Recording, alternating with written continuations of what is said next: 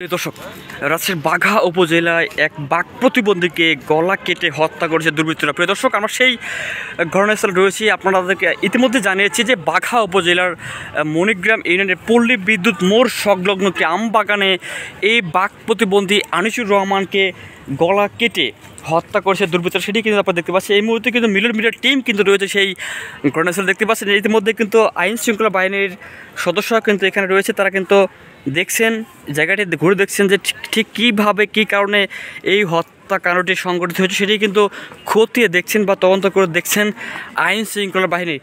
এই মুহূর্তে কিন্তু আমরা রয়েছি সেই ঘটনাস্থল পল্লী বিদ্যুৎ মোড়, বাঘা এবং রাজশাহী আঞ্চলিক মহাসড়কের পাশেই সেই পল্লী বিদ্যুৎ মোড় সংলগ্ন একটি বৃহৎ আমবাগানের মাঝখানে এই বাঘ প্রতিবন্ধী আমরা শুনতে পেরেছি। তিনি কথা বলতে পারতেন না, মানে কথা বলতে কম কথা বলতেন এবং কথা বলার সময় তার গলায় বাধত, যার ফলে তাকে বলা যায় তিনি একজন বাঘ প্রতিবন্ধী। তাকেই কিন্তু মেরে এই বাগানের মধ্যে কিন্তু তাকে ফেলে রেখেছে দুর্বৃত্তরা, সেটি কিন্তু আপনাদের দেখাচ্ছি।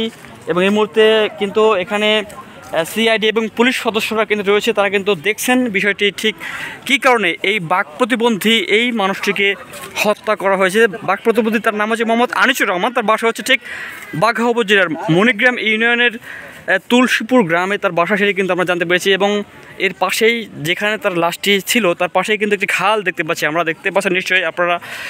ঠিক আপনাদের দেখাচ্ছি মিরর মিডিয়ার মাধ্যমে। আমরা কিন্তু সেই ঘটনাস্থলে রয়েছি। তার নাম আনিস। তাকে গত রাত অর্থাৎ 22 নভেম্বর তিনি বিকেলে বাসা থেকে বের হন এবং পরবর্তীতে তিনি আর বাড়িতে ফেরেননি, যার ফলে তার আত্মীয় স্বজনরা বেশ উদ্বিগ্ন হয়ে পড়ে যে কোথায় গেলেন, তিনি আর আসছেন না। পরবর্তীতে আজকে 23 নভেম্বর সকালে ভোরবেলা ঠিক একজন গাছে, যিনি খেজুর গাছ কাটেন, সেই খেজুর গাছ কাটার সময় এসে তিনি কিন্তু দেখতে পান এই লাশটি কিন্তু এখানে পড়ে রয়েছেন। পরবর্তী তিনি প্রশাসনকে খবর দিলে এই বিষয়টা জানাজানি হয়। সেই গাছির নামটা কি সেটি আমরা এখনও জানতে পারিনি, অবশ্যই আপনাদের জানাবো। প্রিয় দর্শক, আমার সাথে একজন রয়েছে, তিনি প্রত্যক্ষদর্শী, তার সাথে কথা বলবো। আচ্ছা ভাই, আপনার নামটা কি?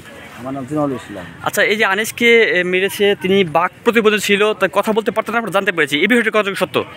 এটা সে বাঘ প্রতিবন্ধী, এটা আমার শোনা কথা। আমার বাসায় এখানে 3 কিলো দূরে, এবং শনি ব্যাংকের কাছে যায় তাকে আমি সিসি ক্যামেরায় ওসি স্যারের সাথেই দেখলাম। তার সন্ধ্যা 7টার সময় তাকে ওখানে ঘোরাফেরা করতে দেখা গেছে। মানে গতকাল সন্ধ্যা 7টায় তাকে সিসি ক্যামেরাতে দেখা গেছে। মানে গতকাল শুক্রবার সন্ধ্যা 7টায় সোনালী ব্যাংকের পাশে তাকে দেখা গিয়েছে। সিসি ক্যামেরায় তাকে দেখে ওসি স্যারও ছিল সাথে। পরবর্তীতে তার কোনো খোঁজ পাওয়া যায়নি, এখন পর্যন্ত তার খোঁজ খবর। আমরা জানতে পেরেছি এই মাঠ সংলগ্ন যেখানে খেজুর গাছ রয়েছে দেখতে পাচ্ছি, সেই খেজুর গাছে ওঠার সময় গাছি তাকে প্রথম দেখতে পায় এই লাশটি এখানে রয়েছে, তাই তো?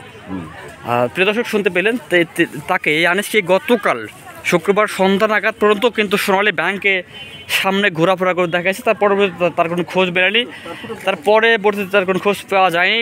পরবর্তীতে আজকে ঠিক সকাল 5টা বা ভোর 5টার দিকে একজন খেজুর গাছ কাটে, এখন শীত মৌসুম, সেই খেজুর গাছ কাটার গাছি বলা হয়ে থাকে, সেই গাছি ভাই কিন্তু প্রথম দেখতে পায় এই আনিসের মরদেহ। এবং পরবর্তীতে তিনি কিন্তু প্রশাসনকে খবর দিলে তারা কিন্তু এই লাশটি উদ্ধার করে। এই ছিল সর্বশেষ খবর।